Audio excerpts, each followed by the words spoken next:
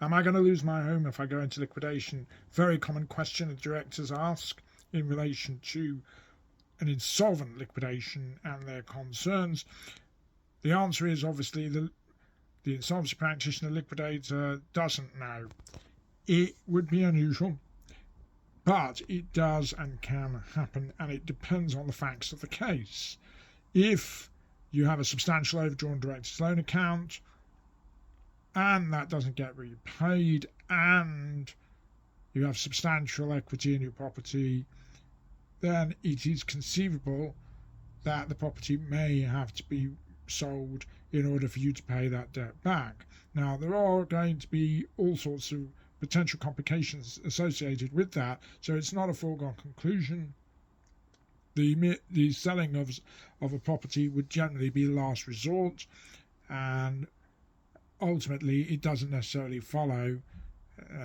A director may not be able to raise relevant mortgage monies to repay the overdrawn director's loan account, etc. Ultimately, there are other issues other than an overdrawn director's loan account that can give rise to potential claims against a director by a liquidator. And if a liquidator was to pursue a director and obtain judgment against them, then, under those circumstances, the liquidator could conceivably put a charging order over somebody's property and then ultimately force the sale. It can happen. But as a general rule, it is rather more and very much the exception rather than the rule that a director will lose their home as a consequence of going into liquidation. It certainly doesn't happen because the directors are liable for the company's debts, because the directors are not liable for the company's debts absent misconduct. But